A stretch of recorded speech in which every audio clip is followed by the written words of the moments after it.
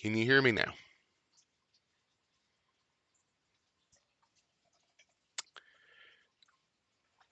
You know what? We'll just, we're not going to,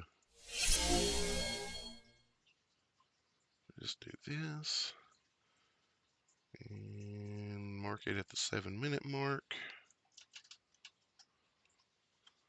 Do, do, do. Can you send me that in the text, please? That would be awesome.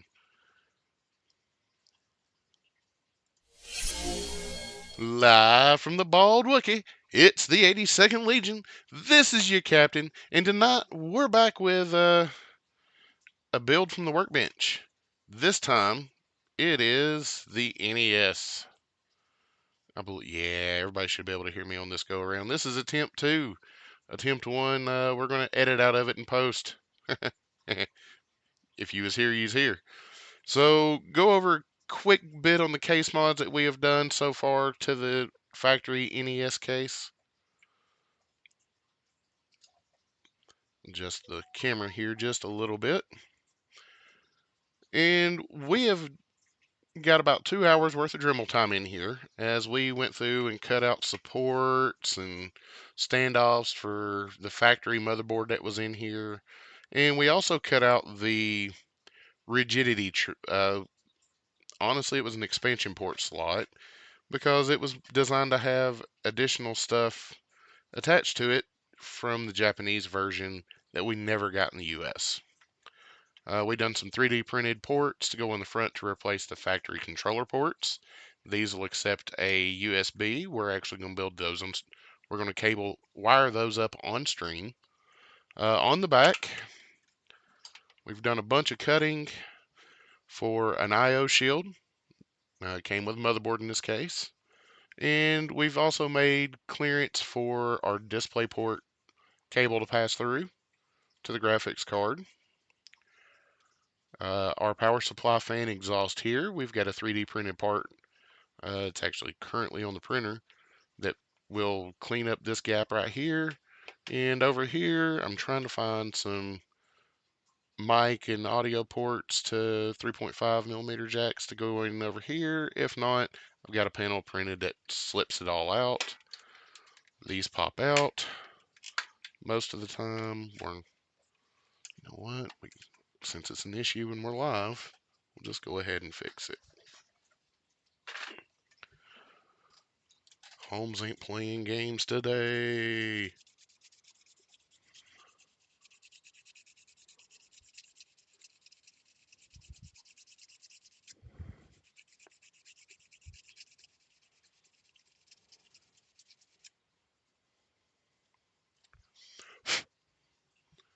And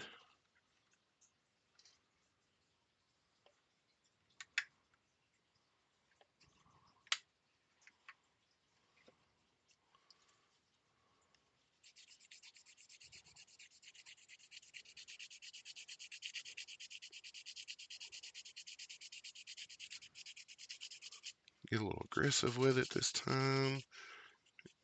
It's going to be hidden, so it's not a crime.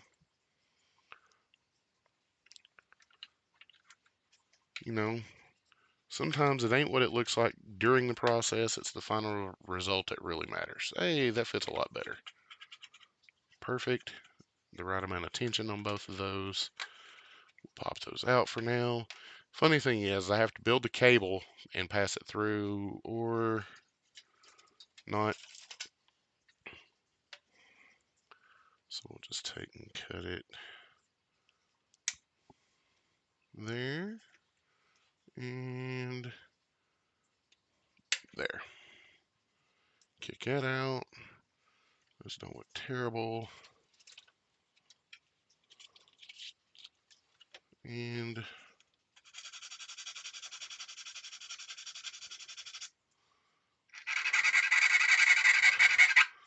just slick it up. Round off some edges.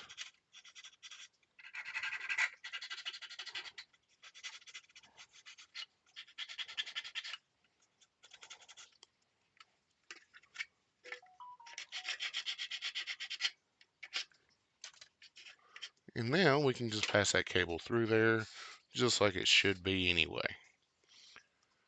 And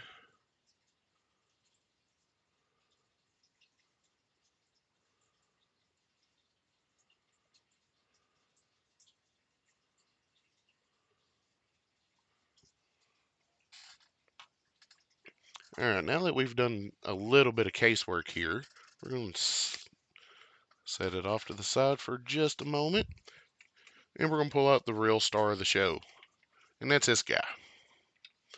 This is our Asus H81 motherboard. This was a it's of the mini ITX variety. It is Intel 4790S with a factory Intel cooler on it, 16 gigabytes of low profile RAM, and we had to do a little bit of modding. And this wound up being for power button clearance. We're not going to use these two SATA ports or this header here. So I wasn't afraid to clearance it for what I needed clearance for. Your motherboard may or may not require the same clearancing that mine had to have. I paid $82 or $83, shipped off eBay, and arrived in like 4 days. I booted it up that night and it worked. Prime candidate. It was budget friendly for everything but the SATA cable there was $82. The SATA cable put me at 90. We wanted a real short SATA cable because we didn't need, let's be real, it's hard to hide 18 inches of cable in this NES console. You'll soon see.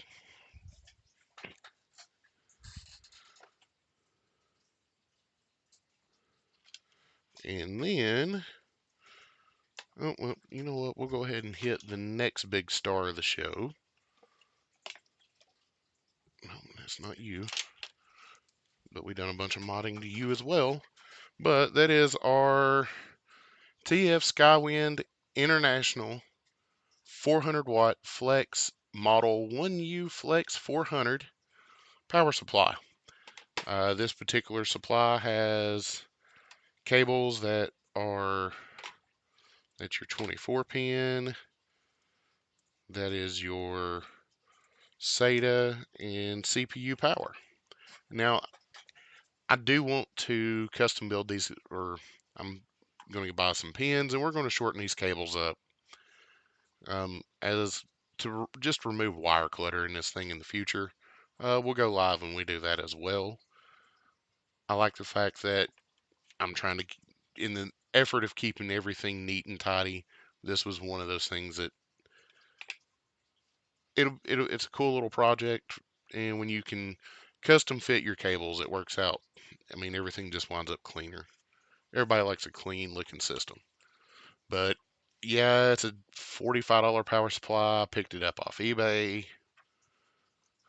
Most of this build was eBay friendly. So in the future, we got some additional tips, tricks, and secrets coming soon.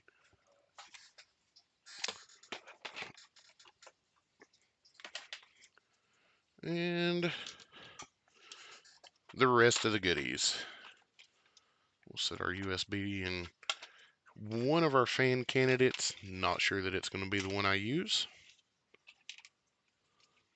Go ahead and set all our screws and such back here. We did add. So currently this thing is set up on an HDMI, or not HDMI, set up with Bluetooth and Wi-Fi. The motherboard did not include either from the factory. And the only thing we've really done on this case is we cut a spot for our power cable to pass through. This plastic panel is just setting off to the side. And like I said, this case is patinaed. It's got a broken section missing here, cigarette burn, but the door is there and it is complete and it works. The only thing we've done on the inside here is we cut that screw mounting block out for power supply clearance. We cut that one out just so it wouldn't interfere. And we're also looking adding a fan back here with a 3D printed fan duct. So that was the quick overview of the top case mods. Let's get started. All right. You know what? First things first. Oh, we're not done yet. There's our graphics card, our Samsung 850 solid state drive, and where'd it go? Where'd it go? Where'd it go? Oh yeah, here we are. Our switches. So these are the factory NES switches. They've been turned upside down and have leads soldered to them so I can plug them into the factory motherboard. The power switch still depresses and holds itself in like it's supposed to. Unfortunately, it turns itself into a reset button if you don't let it out instantly after you press it. Working on a fix, haven't decided how I'm going to fix it yet. The LED works. The reset button resets it like it's supposed to. Let's just be real. It's hard to go wrong with a Samsung 860 EVO. And this is a 500 gig model. If I had my options, I would use an NVMe drive. The board does not support it. And the real fun is our RX 550 low profile graphics card. So one of the things that there just wasn't space for was the IO shield on the end down here. It was removed for clearance purposes. You'll see once we start the assembly process. So first things first, we'll set our parts back off to the side. All right, we're going to get our case out. Now I've drilled a couple of holes here, here, and here. You're going to ask, why didn't you drill the fourth hole? It's under here and I don't want to remove the pad or mod the pad to make it work. So we're going to go ahead and drop our motherboard screws down through here. And we're going to put nuts on the back side because we actually want just a touch of spacer. So we got two in. Put our nuts in place. Dr. Santa, what are you doing this evening? I see you out there in chat.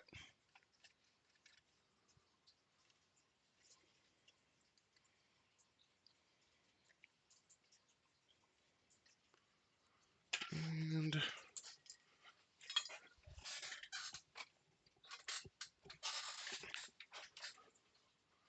take our, now I'm using 3mm screws here with just a standard nut. Heat, make you jokes now. And we're going to tighten that down. We're going to take this other one. You know, I'm not exactly the smallest of fingers for this task, but we know how to make do. They're agile.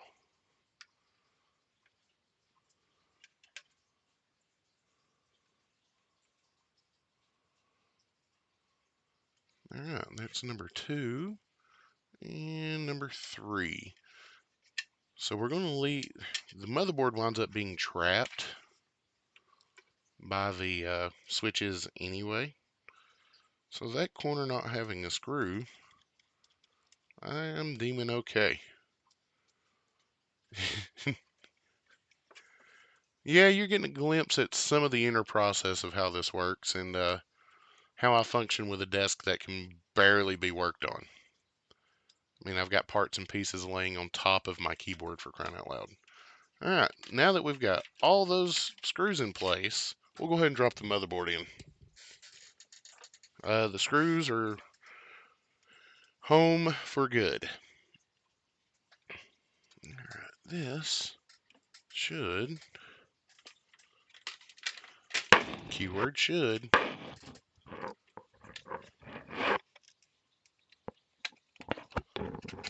fit like a glove. Boom. And what do you know? I wasn't wrong. It fit like a glove.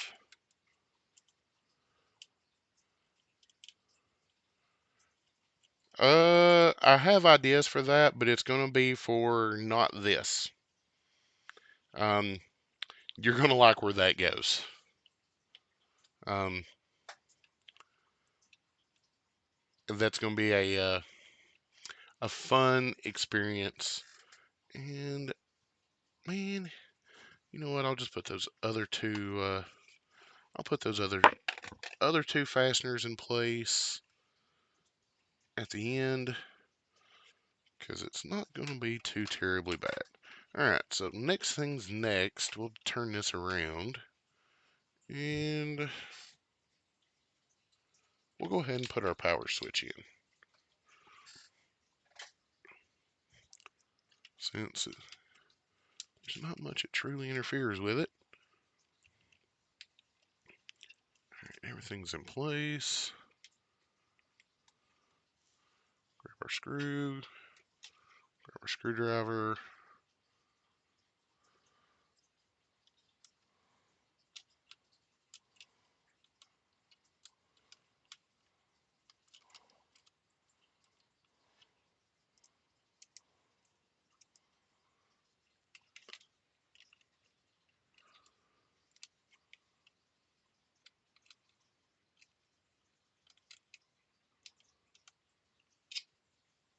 You know, I'm struggling with this.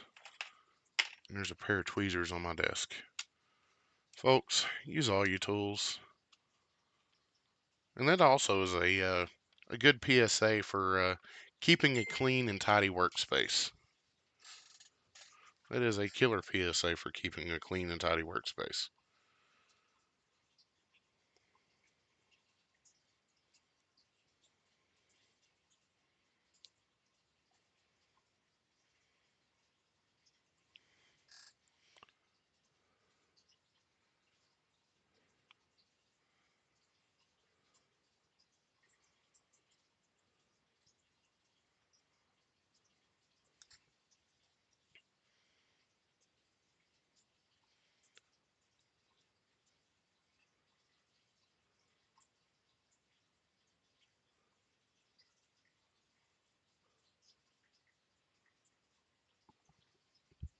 Alright, so I might find a second screw because none of those, I've lost a screw somewhere, but that one being missing right now isn't going to be the end of the world. Welcome to somewhat prototype assembling. Alright, next thing's next. Um, our power supply. So this bad boy, it lays in there right like so, but before I get too carried away, we'll leave those cables out of the way for right now. Let's go ahead and check clearances. So this is probably the hardest part of all this, is making sure that when you build something, that everything fits. There's just not much space. None. Like, none. No space whatsoever. And I know what you're saying. So what are you going to do? Well, we're going to work it out. First things first, we're going to see how far over that we can push the power supply this way. And I don't think we're getting any further over than where we're at. Oh, that is beautiful. Okay, so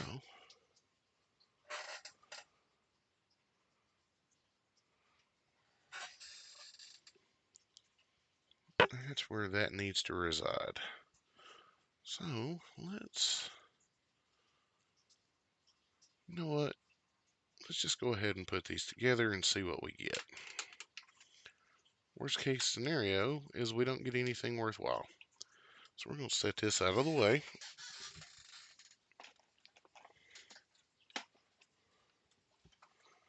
We'll set that behind me. We're going to lay these out.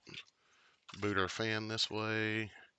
So I rated this out of another case that I had laying around because, you know, that was what I needed to do. I needed to rate it from another case instead of spending money on Amazon for something I had laying around. Took a little bit of heat shrink to tidy cables up. And then we got on Amazon and we ordered some USB DIY connectors. There you go. There's part number and product number. And this is what we received. And you're like, and I bought stuff with connectors on it or with casings in case I decided to build something else in the future, uh, such as a USB charging port on my slot car run stand, which we'll do a build video on.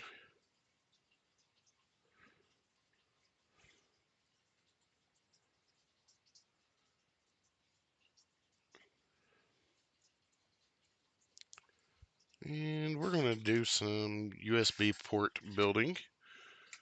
So we're going to fire up our soldering iron, get out our handy dandy 60-40-10 solder of the is this 029 or 032? 032 variety. Just remember, a little goes a long ways. And if you have a solder fume extractor, I do highly recommend using it. I'm using my PC as my solder fume extractor tonight. Please don't do this. It's a do as I say, not as I do moment. And I see that we've bumped our camera once or twice here and totally goofed our shots. And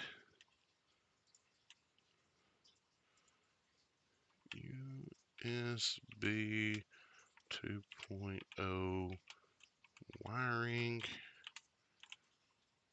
diagram.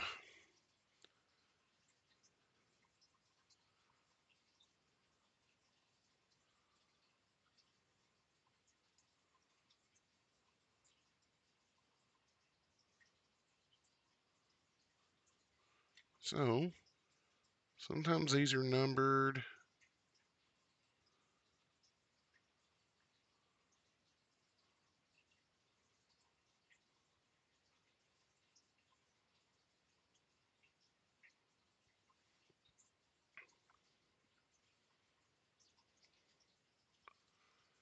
No, we want to make sure we get this right because we actually don't want to tear up devices that we plug in.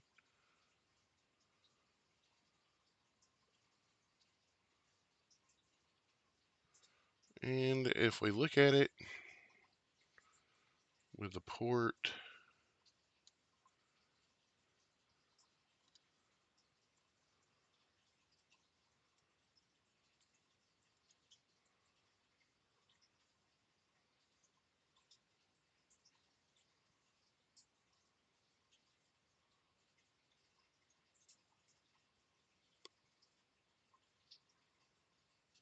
okay.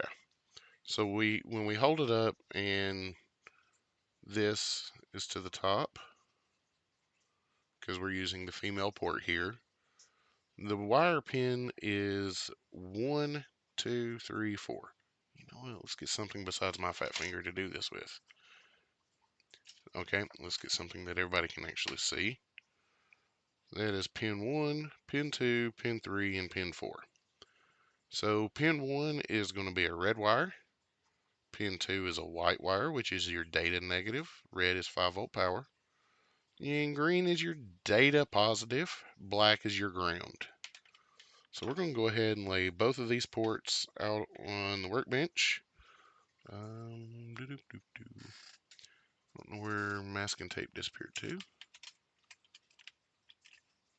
Oh, actually, I do.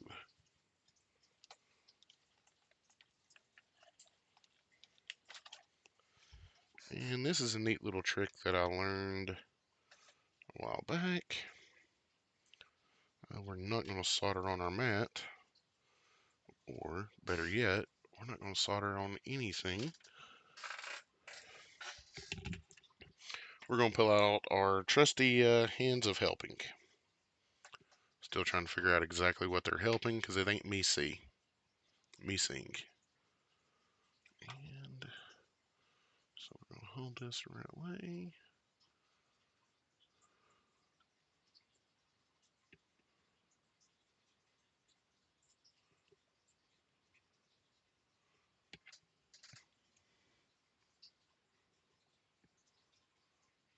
we're going to clamp these 180 degrees out. So now we're going to go in here and do a little,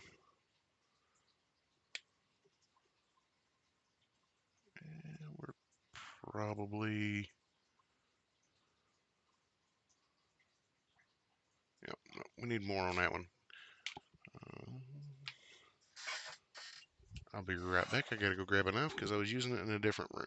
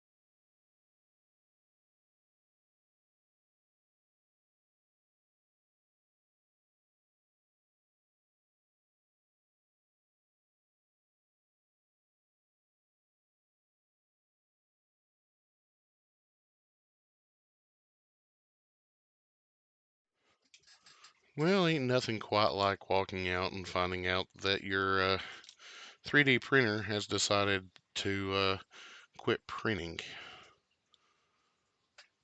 So I just went ahead and turned it off since it wasn't doing its job.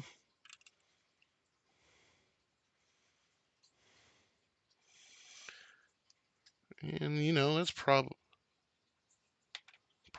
not the right way to strip these wires, but you know, it's the way we're going to do it tonight.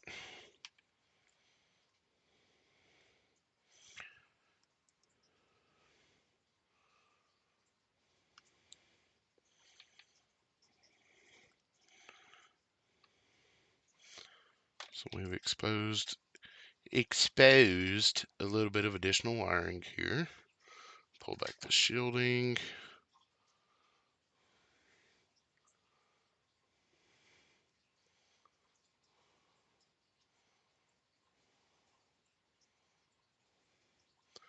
And then all we want is a little bit.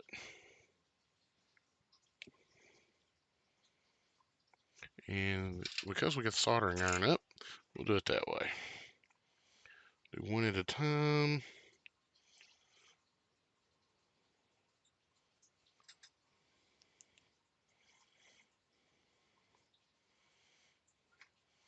And I know what you're saying. Ain't that hot? No, because this cools off, or it's just a little bit of plastic, and it's just getting it soft where you can take a fingernail, grab it, pull it on down. Just like Bob Barker. Come on down. You know, I guess it would help if I wasn't stabbing the camera with my soldering iron or anything of that nature. Stand our glue bottle back up.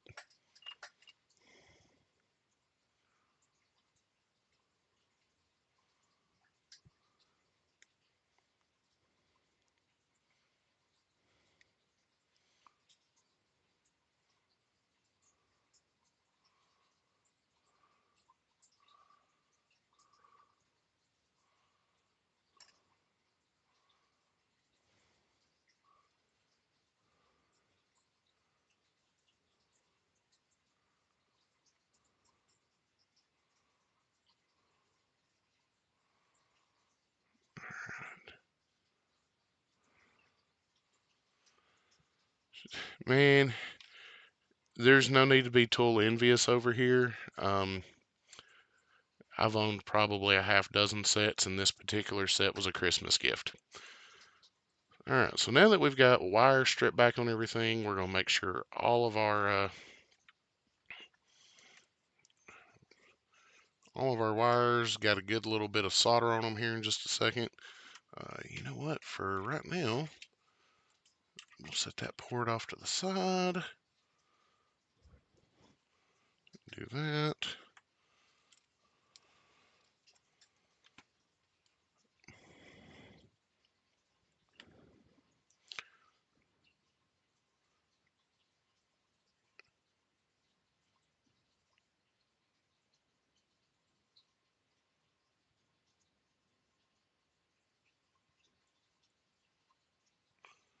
Do, do, do.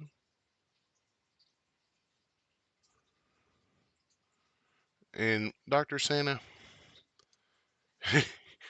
man, I ain't gonna lie, I wish I had more space myself, 'cause I am relatively space constrained over here. Considering my working conditions, I feel like I get a lot accomplished.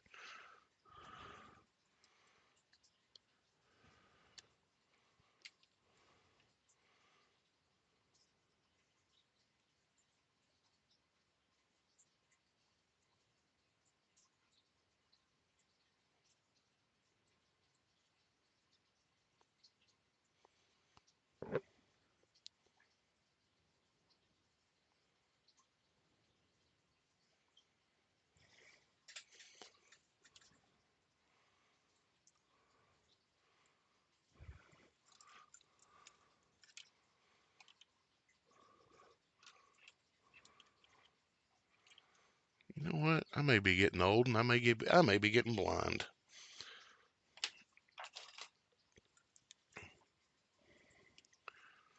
One of these days, I'm gonna have like a really big garage.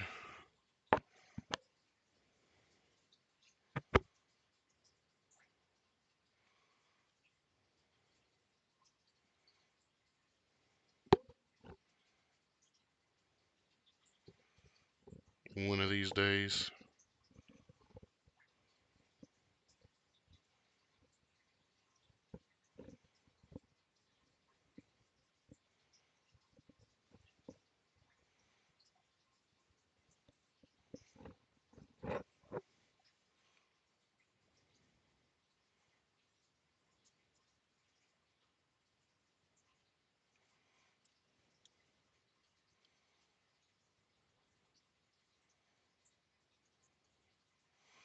All right, now that we've got that done, go ahead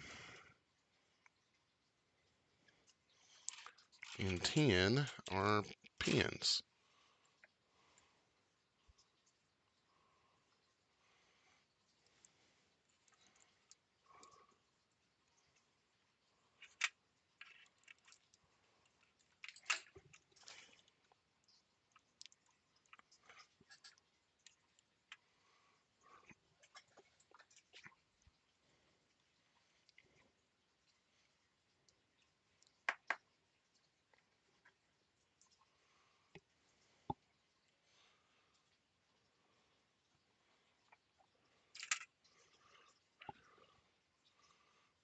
All right, trying to get a little closer here for everybody. I don't exactly have the best camera equipment for that. All right, just a little dabble do. Well, Fred Flintstone it. A little dabble do. The same could also be said about my other habits. A little dabble do. All right.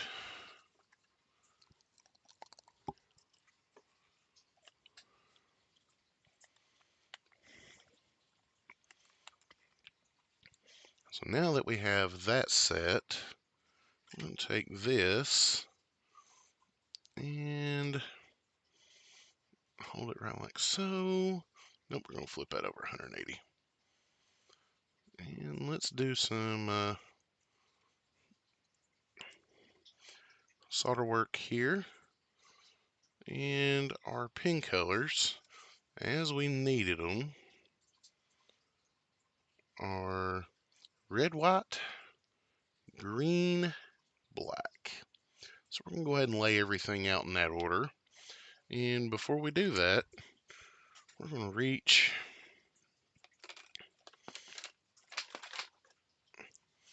and go ahead and grab our trusty box of mixed small pieces of heat shrink.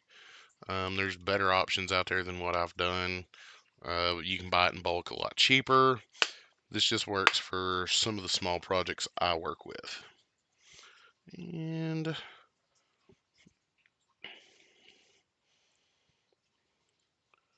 just go ahead.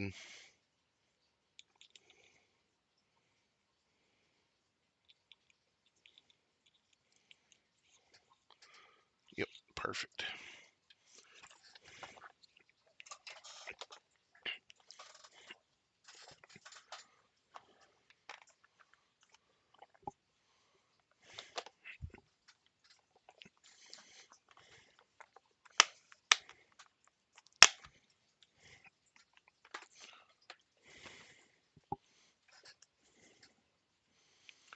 And we'll take and shrink our heat shrink into 2 pieces because we don't need all of one for what we're working on here. So we'll take those 2 pieces. We'll take that one. And I'm kind of liberal with heat shrink because of what its intended purpose is. I mean, last thing I want is 2 pieces of wire coming in contact with each other that don't need to come in contact. Now, because we're putting heat shrink on everything, we don't want to get stuff too terribly hot right off the rip. Heat rip. What did the pants say when the fat kid squatted? Rip. God, that was horrible. But I'm a fat guy.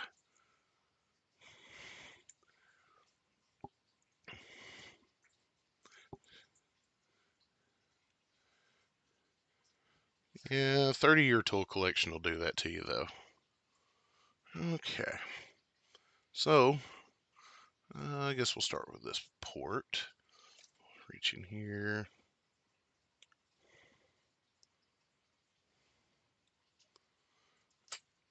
Eliminate some of that. And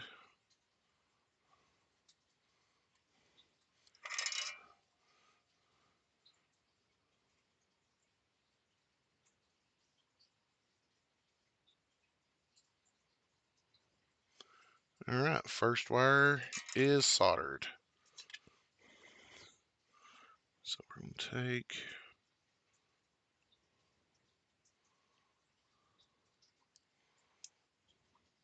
give it a twist.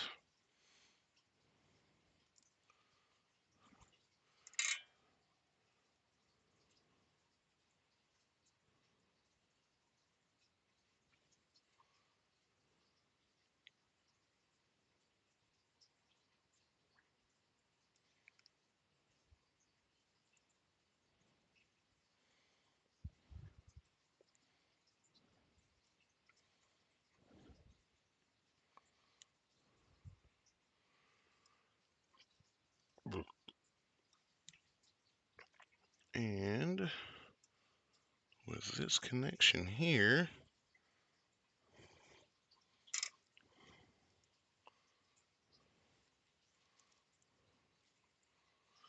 we're going to shrink that tip. Because you don't need a lot, a little when a little will do.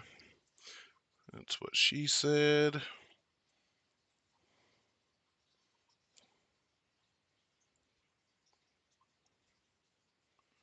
Oh, that white wire did not solder good. So let's go back and try it again.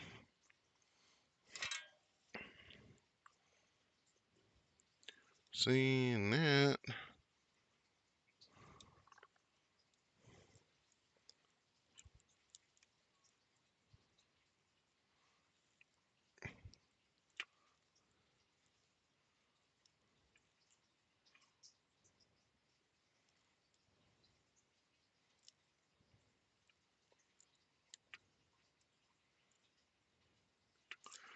And you don't need a lot of heat. You just want quick heat. Now, that is done. Now we're going to wait to heat shrink those until they've passed final inspection and testing. So now,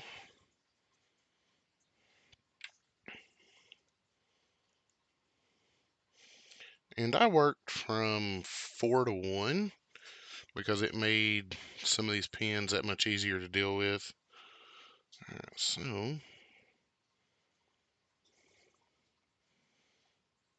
kind of sit here and get our wires situated.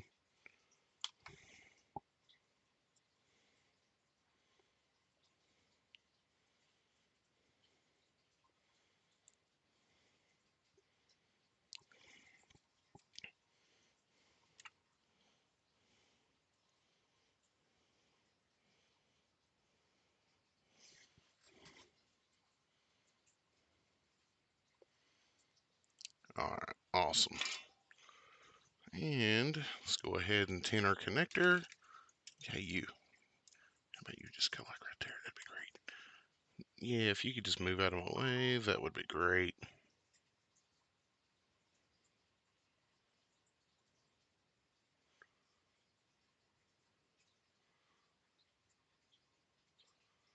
Alright. So, oh, tweezers, where did you disappear to? Ah, there you are. So, you'll notice that I'm a right-handed person of interest, but I can reach and do stuff with my left. One wire, two wire, three wire, hop, yeah, as expected, we had a wire come loose.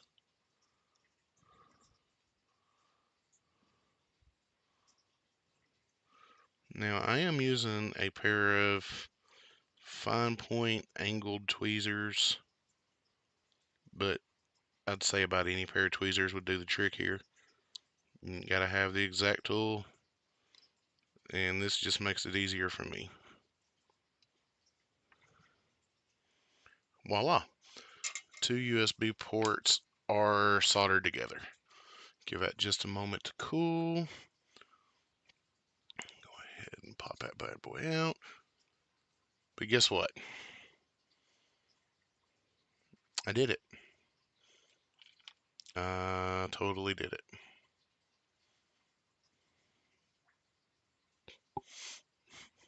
Anybody see the problem? Because I see a problem. I see a big problem. I need this. We can back up here. I need this. That's to poke out there.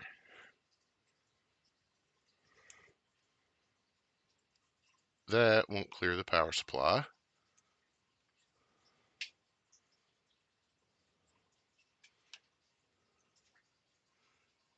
Possibly.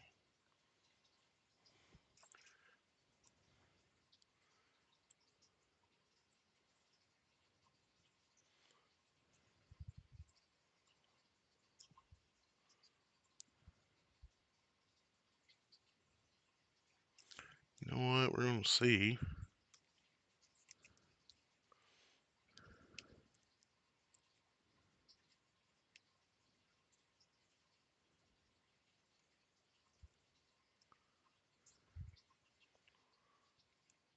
If we can't. See, folks, this is the joys of what I do.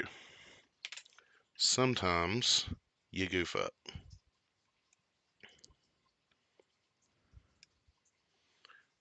Like so.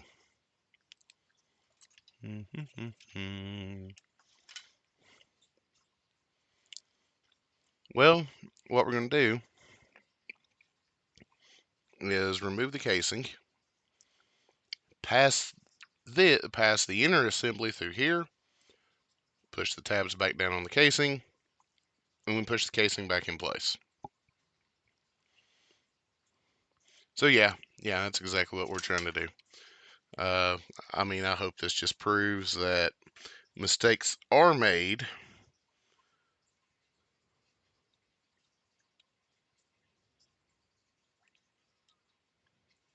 And within reason, there's no mistake that you can't fix. Ooh, that was almost dangerous. About took a fingertip out with a blade of a screwdriver.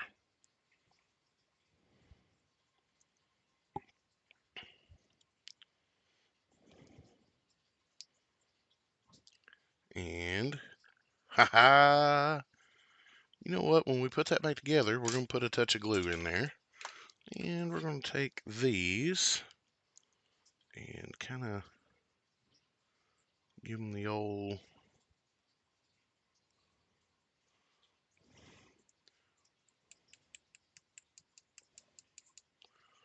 square it back up.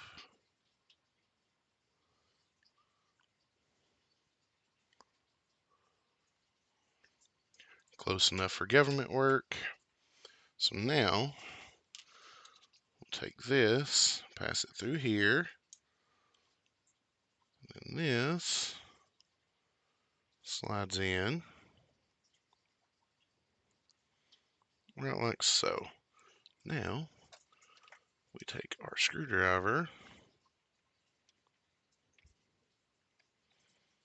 make sure everything's in place, and during all that I knocked a wire loose.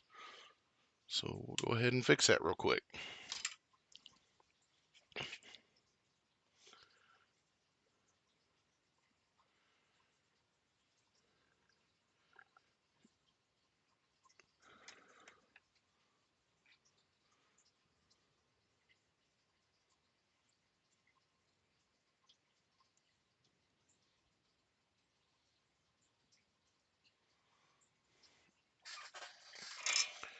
So now we'll take and put this red wire back in place.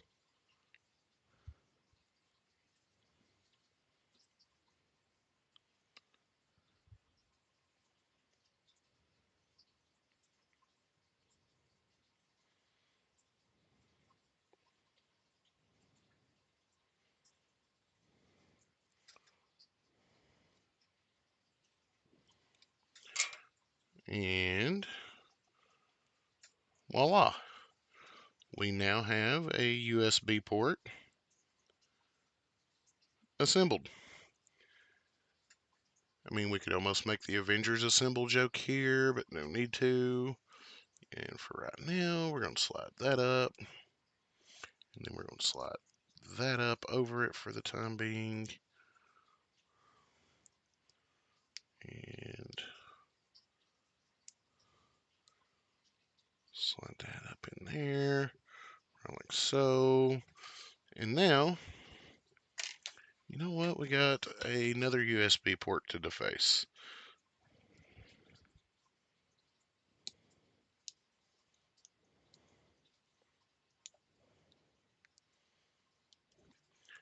And voila.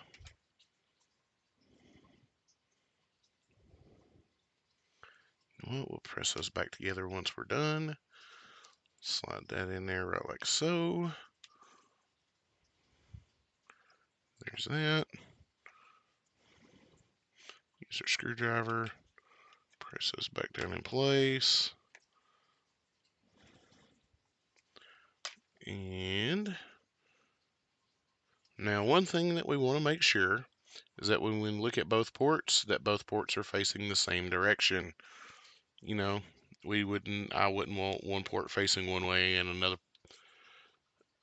another one facing a different direction. So go ahead and slide our heat shrink up on. Now I chose a heat shrink for the outer that'll actually retain the USB socket in place. Now once that's done, we'll put a drop of super glue in there. Once everything's got an official home. So now that my controller port, or yeah, the controller port mod is done.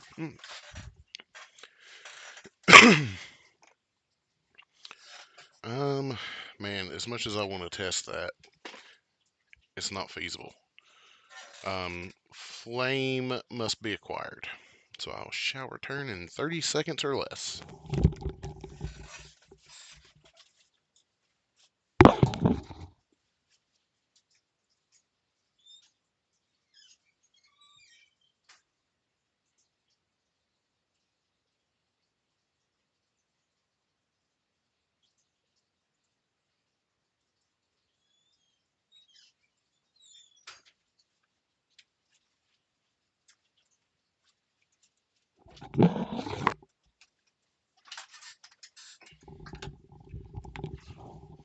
Alright, so we're back like the McRib, only for a limited time. We'll go ahead and start shrinking some heat shrink here. This works like I want it to. We'll get a pretty good shrinkage out of it. I'll just take and seal that to that. Well, we want a nice clean appearance. Sometimes things don't work like you want them to.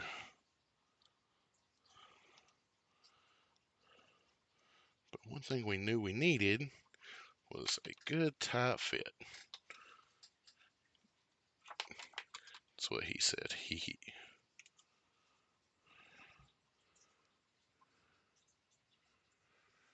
That was the reason why we made the cut, and we're actually fixing to see it in action. As we slide our power supply back that way.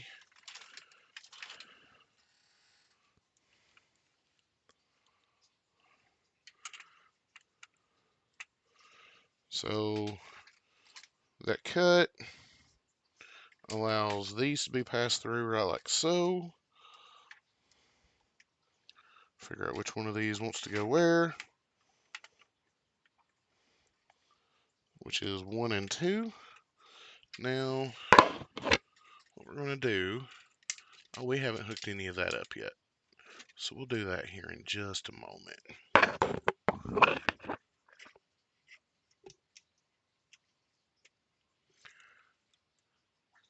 Now, this is where I would actually recommend a digital volt ohm meter.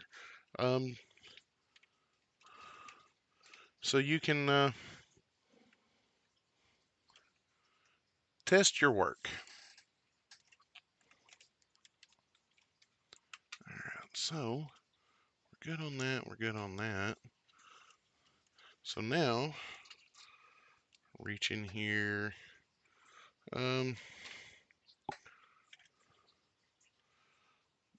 point it out because you ain't gonna be able to read it.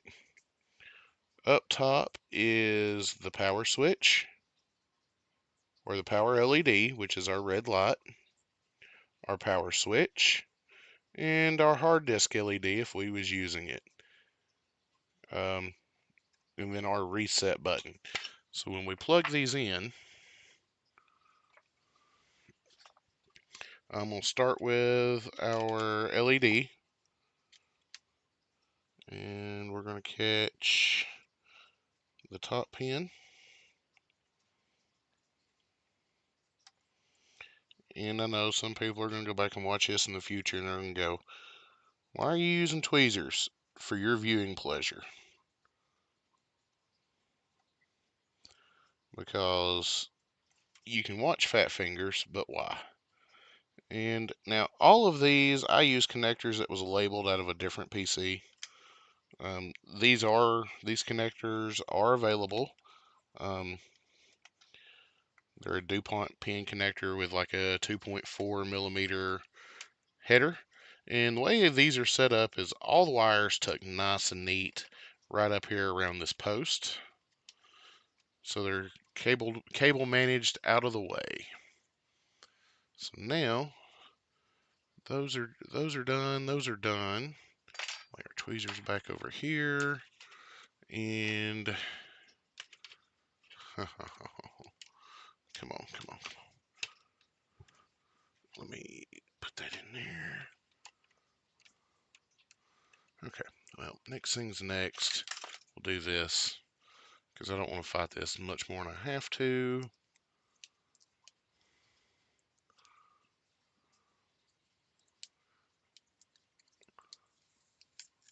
So on some of this where screws have a specific home that they belong to, I will take a piece of masking tape and place those screws in the object that they belong in. In this case, it was the, oh yeah, come to Papa. That way they don't disappear on you. My workbench has a unique way of eating screws on the regular.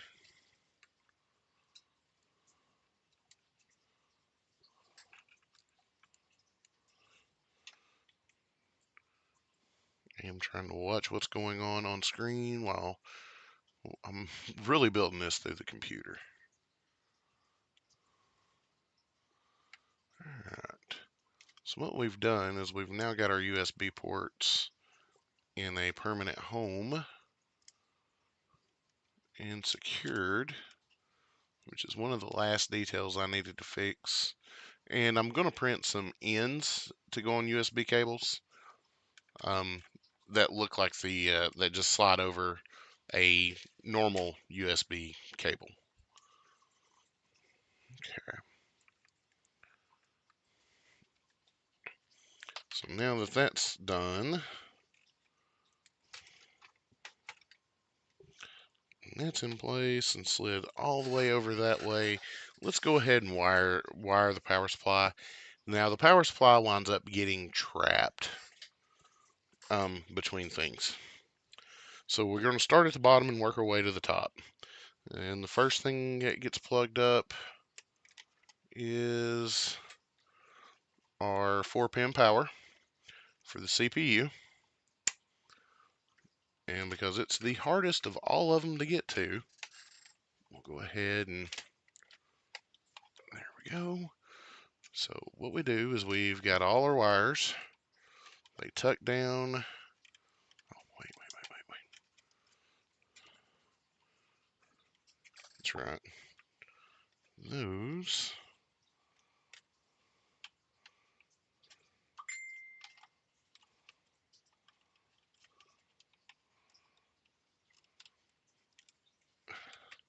clamp those down in there. And since we're only using one SATA port right now, we're going to just tuck this other one. We got to be careful. We got a 24 pin that we got to hide wires to too. So for now, we're just going to, once that's mostly in place, we're going to tuck it out of the way. And our 4-pin CPU power has a specific plug on it. Make sure that this color-coded plug is in the right slot. If not, it can cause serious damage. We would hate to damage our brand new any entertainment system that we are in the process of putting together. So now, go ahead and plug that in back here. Now, if you don't plan on upgrading in the future and you got a pigtail like that, you can trim it flush. This is not one that I wish to do so with, and you'll soon see why. Or, well, in the future, there's mods to come. So we'll leave it at that. So our last cable to plug in is that bad boy right there.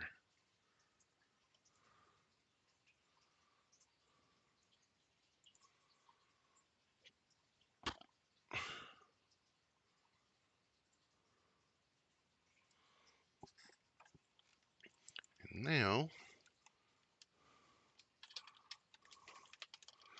we'll tuck those in right like so.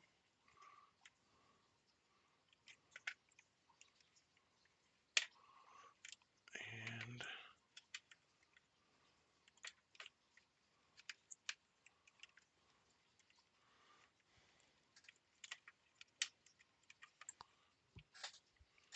yep, this is where everything gets rather clunky. Because the way this lays in is until I get these cables shortened, the wire has to remain under this level all the way until we get back here beside the power supply. We're going to bring it up and tuck it back down right there. And, this is not the cleanest of my installs by any means, but it is what we got to work with.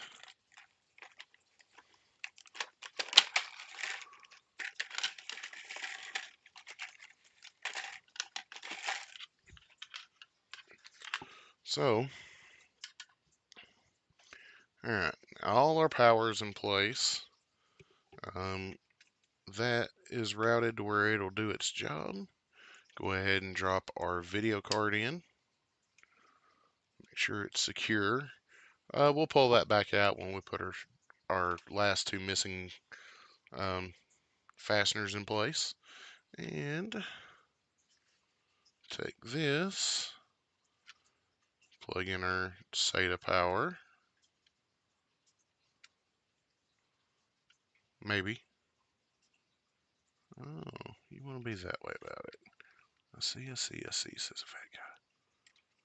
And then plug that in right like so. And that just resides until I can get a bracket printed to mount it, basically, that sits on top of the graphics card and just kind of holds us out over to the end. We will just, for now,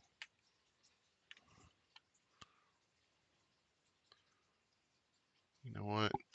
It's temporary. It's not a permanent solution.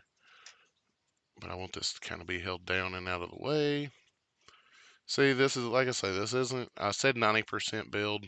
Yeah, I probably should have, but now that I have everything in its final home and everything properly mounted, hey, there we go.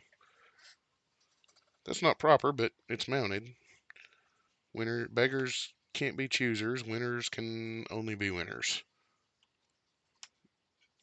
That's not true. Send all your hate mail to afatguy@gmail.com. All right. So now you're all probably wondering, well, does the top of the case fit? And wouldn't you know, I've got news for you. I guess first things first, we'll go ahead and place that back where it goes. And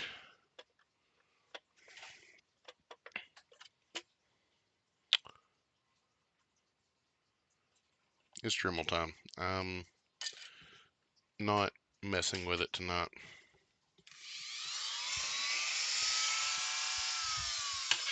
And for those with an ASMR experience, you're welcome to mute me at this moment. I'm not muting this.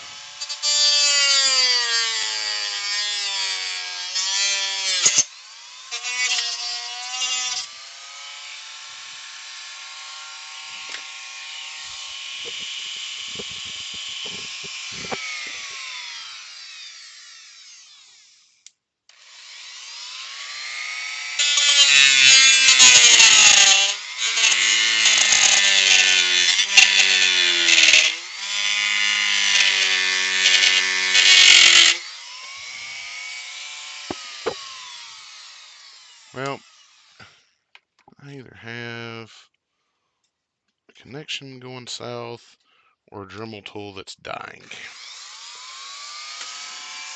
Rip. Pour one out for the Harbor Freight Dremel tool.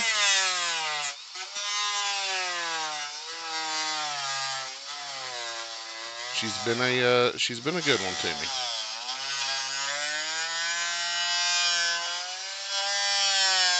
Built more than its fair share of slot car chassis.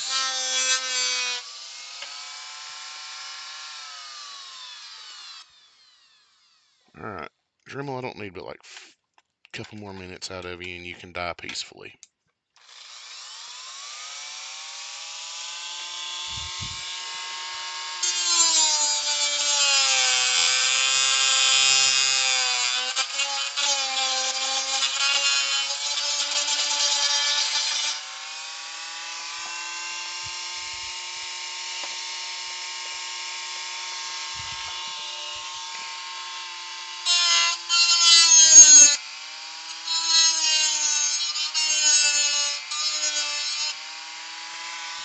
And I can hear you all now in the comments section.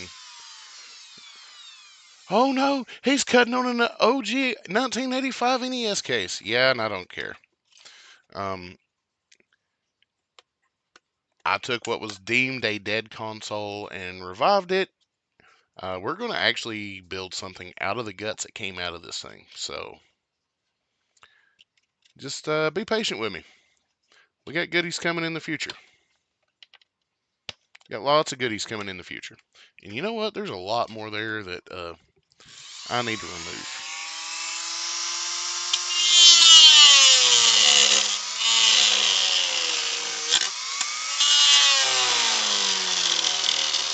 Appreciate it, Retro Red.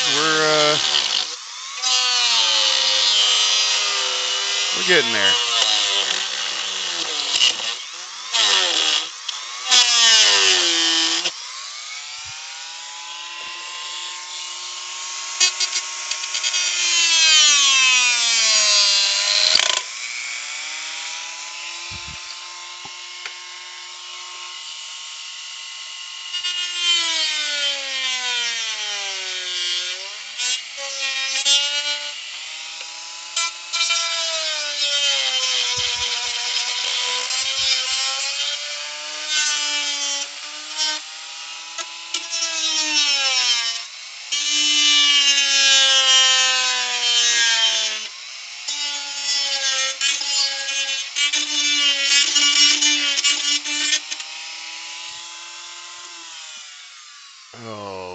we go.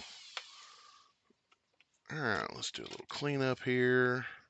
Get rid of our excess plastic that we've generated.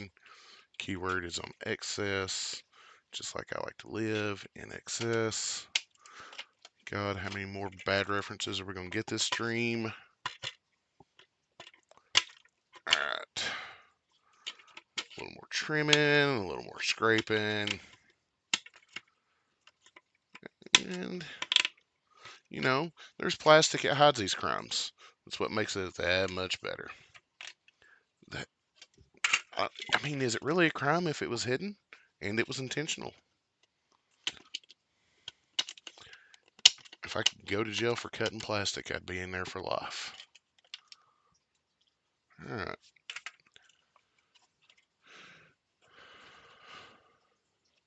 Now, take that. Drop it back in place. Perfect. Little fan breathing hole. We'll clean that up in finals before paint. Put that back in place. Hang our Dremel back up where it goes.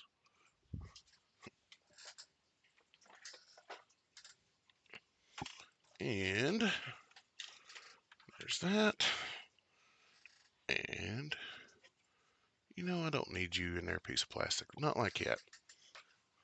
I realize that, you know, we're going to make sure there ain't no additional goodies that's going to fall out on it. And, you know, I said at the beginning of the stream we was going to put a fan in it. We are. But I want this.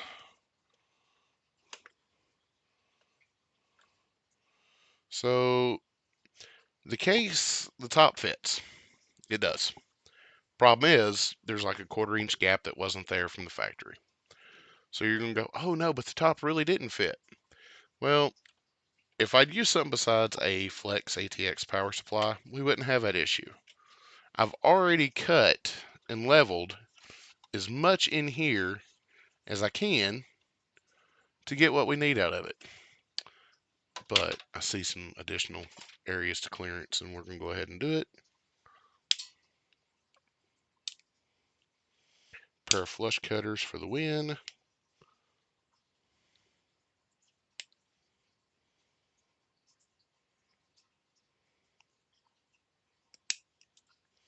Voila and voila.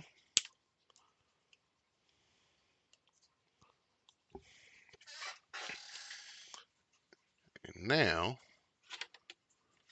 because we only needed one slot here, we've got a nice perfectly flush back section back here. Hee back.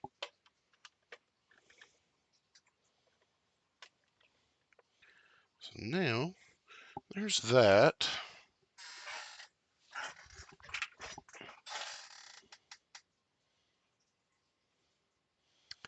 And I have two options for the trim ring. We can sit here and build one, or I can sit here and draft one up in the CAD. So is this trim ring 3D printed or made from flat plastic? Jack, give me a direction. Because we're probably going to live stream it no matter what we do.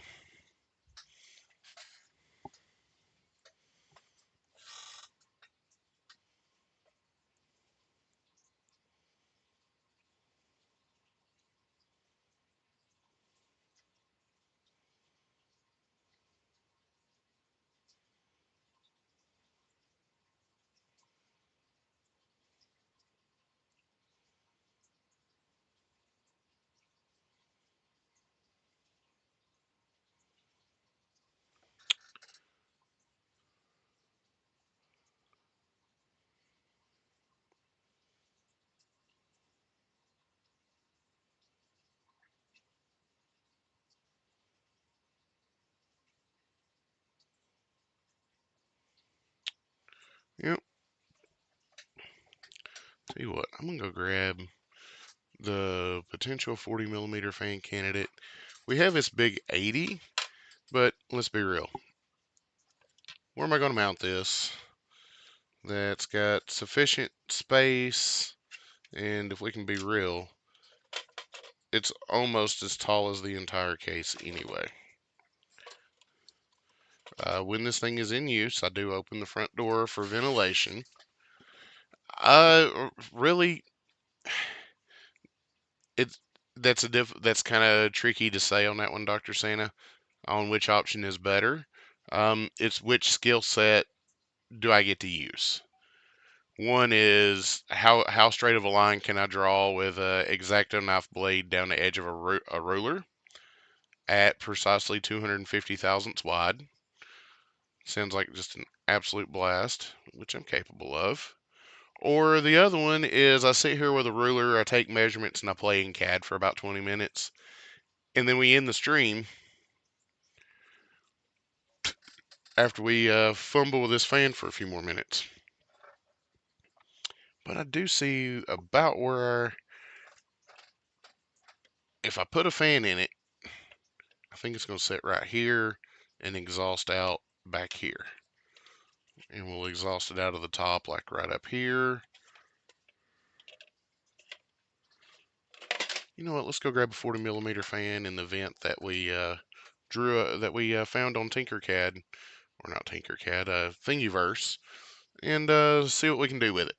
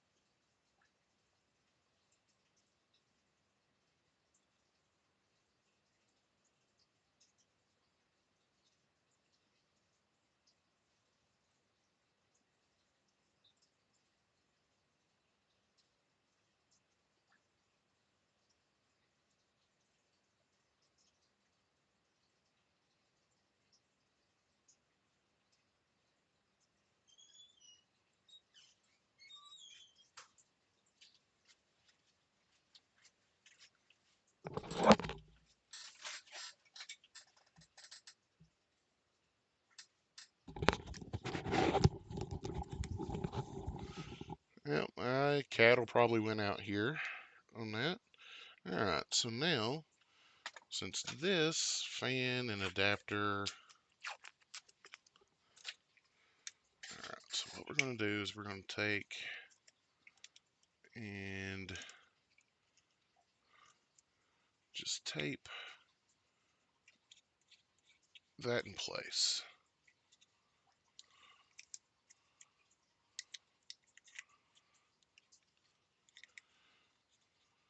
So now that we have a fan,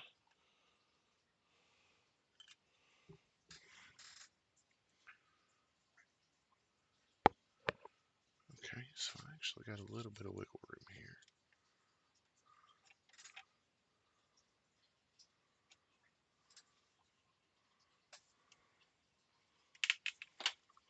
Take the top half of our case out of the way, set it off screen for the time being, kick some excess plastic out like we did, and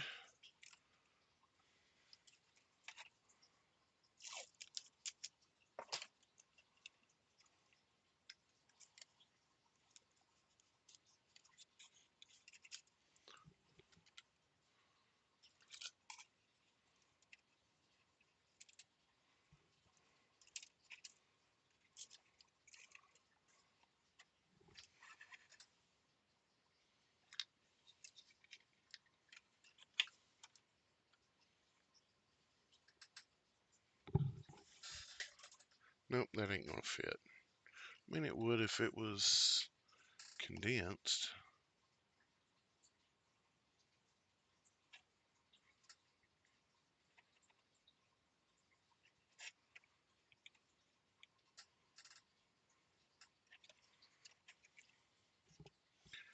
Yeah, we'll probably cat it up here in just a moment then. Shouldn't take terribly long because I already know most of the measurements.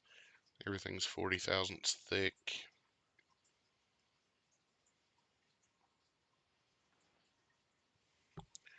And not every oh god. No. Let's hope we didn't kill the tip on our soldering iron.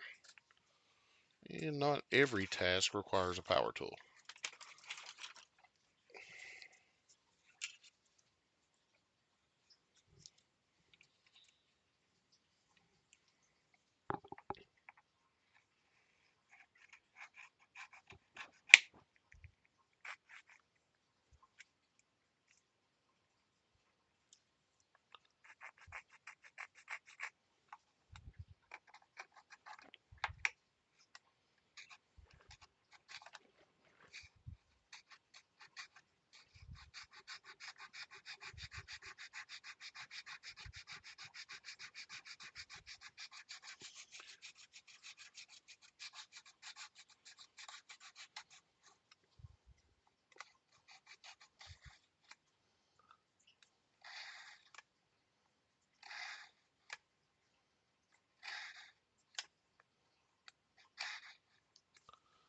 And if you're concerned about tearing a fan up, which we're just using one of these, which is rated at DC 24 volts at 10th of an amp.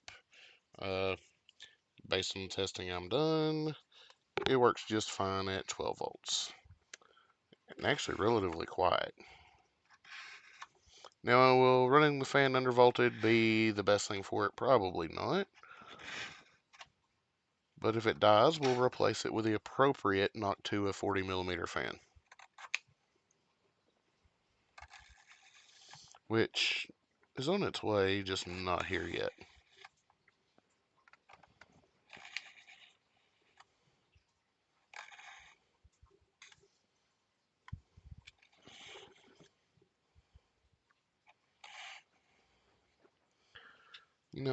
This would have been a lot quicker if I had just went ahead and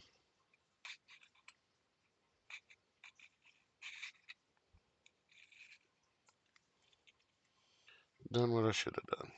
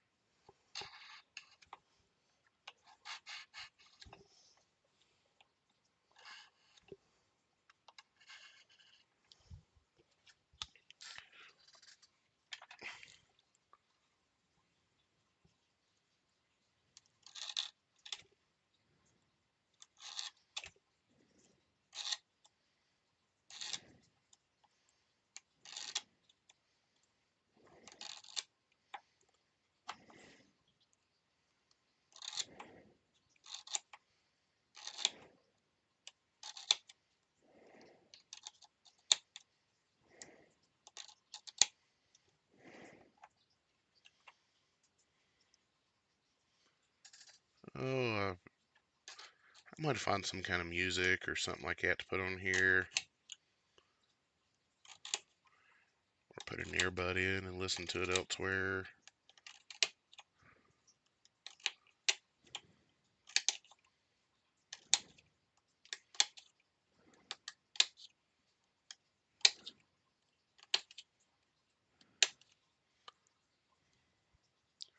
Hey, there we go.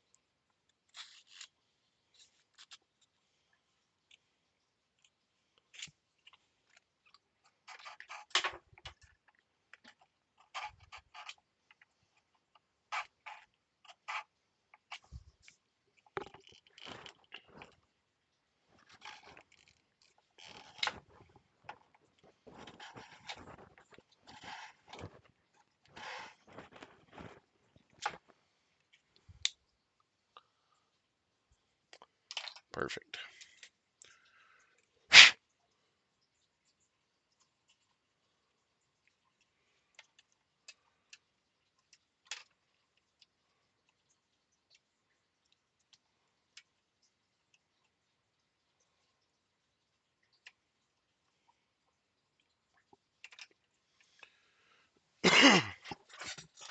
Right.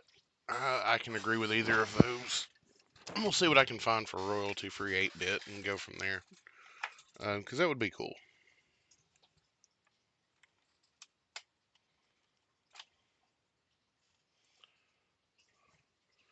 But I do like that I now have a fan shroud mount that I can modify in CAD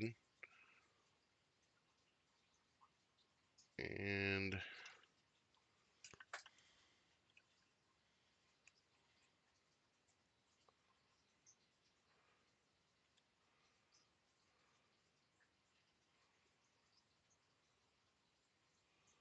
kind of mark out a spot here.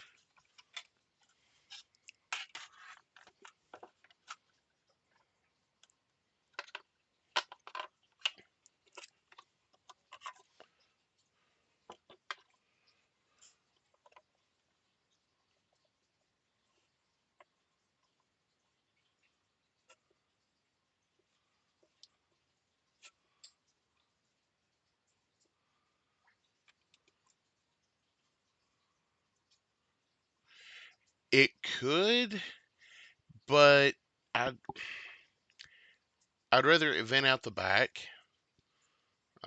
because I'd rather the air intake be the game door. So, that would be the air inlet. It's a nice, big, wide open hole for cool, fresh air. Um, Plus, where this thing is residing at is actually inside a cubby hole. Uh, and the more, the longer it sits there, the higher chance of overheating I get. So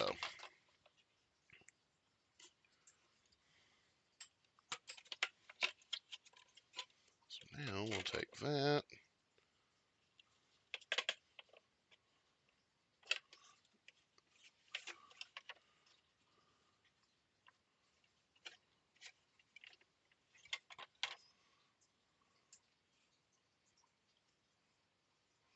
So what we'll do for mock-up purposes, and this is a case of you'll plan it out 3 or 4 times and then you'll finally make cuts.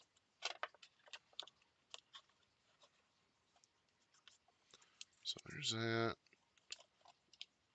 And we're not trying to be super fancy here. We just want this to remain in place while we set everything in place.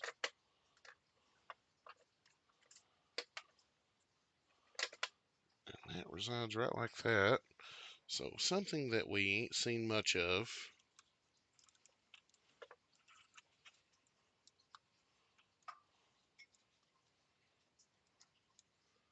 is just how all this rides in the back.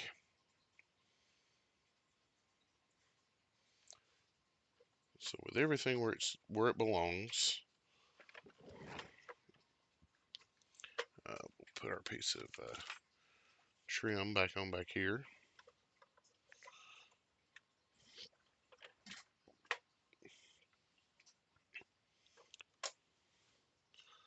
See, that's where all that's going to sit within reason. And let's be real, room was a pleasant thought at the beginning of this project, and the more we've worked on it, the less and less of it there is. Okay, so now that we've got that taped in place where it goes in the back, come around to the front, and we'll just put a piece of tape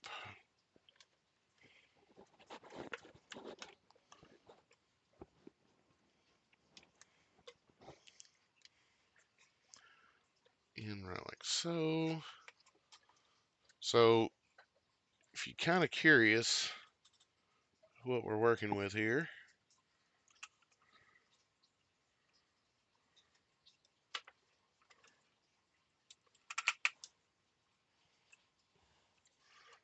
Yep. Sorry for those getting nauseated due to my camera.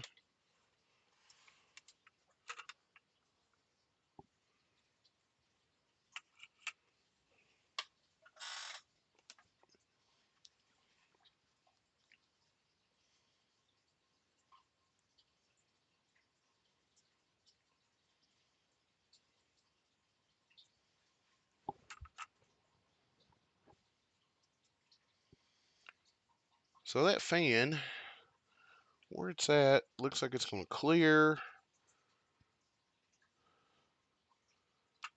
And we kind of get a good view of how the inside of this clears. We look over on left hand side, we can see that if we didn't have all the lowered ridges down through the middle of the case, I think we wouldn't have the issues we have with the case not closing, because everything's just dead on top of it down through there. That fits quite nicely in there. That hard drive, I actually like kind of where it laid at.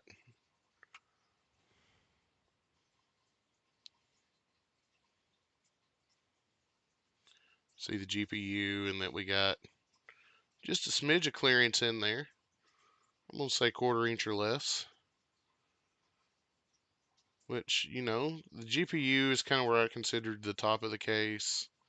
Uh, we do have plenty of room for a taller CPU cooler, LOL. Um,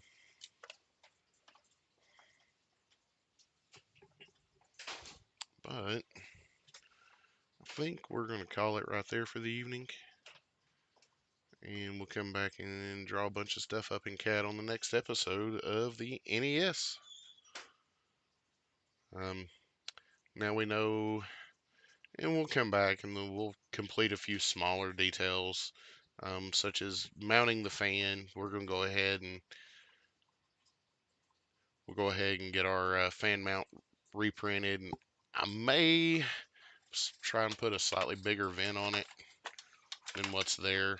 Um, it's kind of a tricky situation because I could almost just mount the 40mm fan to the back here and get away with it.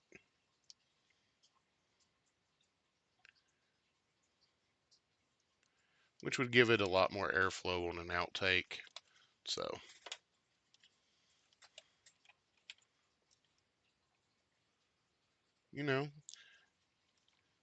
if you got any further ideas for it here, just leave me a comment down below, and we'll see you on the next go around of Hobby Time with the Captain on the 82nd Legion. Oh yeah, and before we go, we got to get a picture of the old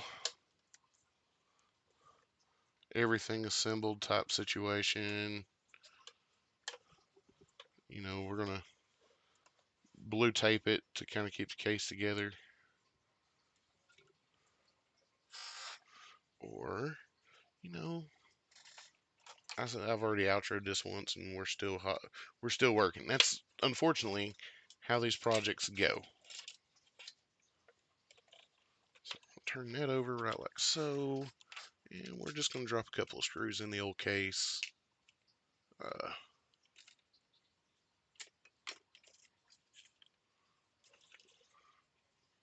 Just kind of something to hold stuff in place.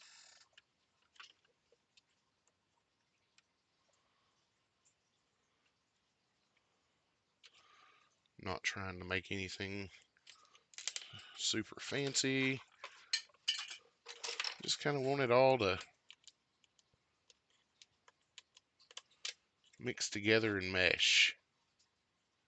Yeah.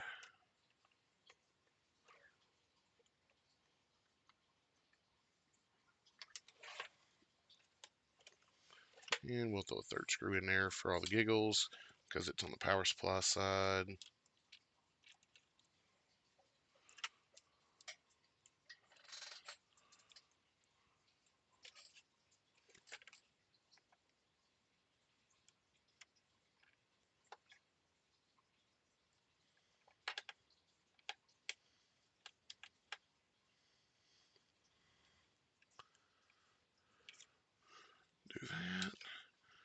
Snug that one just a touch more.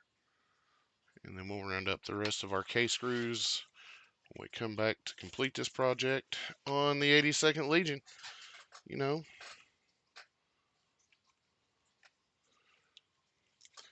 our fancy little NES, any entertainment system. We bring the power to you. It will play quite a few games. Uh, we're going to do some benchmarking and stuff in the near future on this bad boy.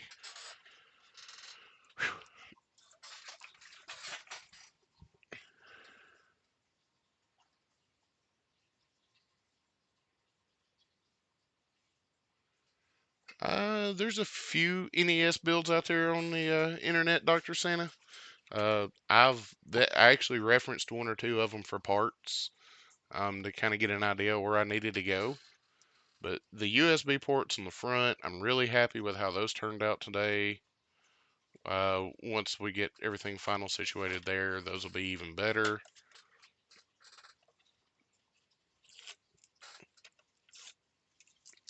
And we'll go ahead and get our spacer ring built and drawn up in CAD. We might go live for a little bit tomorrow evening while we draw that up. Uh, but we're not going to, I'm actually not going to work all evening. I know some people wouldn't mind if I did, but I got other things that I wish to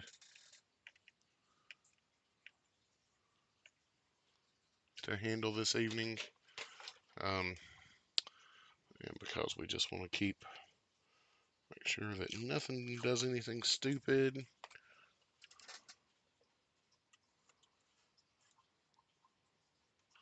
Put a piece of tape there to hold that in place.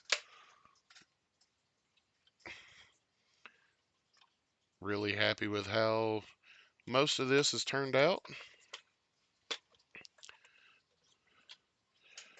When we get ready to play it, we open the door, and then once we've turned it off, we just close it up, and it looks like a regular NES sitting on the shelf. I love it. The little trim ring, depending on how we paint it in the near future, do I go with my own personal colors, or do I just give it I kind of want to go for the old neon red consoles that they had back in the 80s. I think it would be real cool. The neon red and the white and the black almost sounds real spicy. Um, but till the next episode of the 82nd Legion, this is your captain. We've had an absolute blast this evening, and we'll see you on the next episode of NESPC, The Build.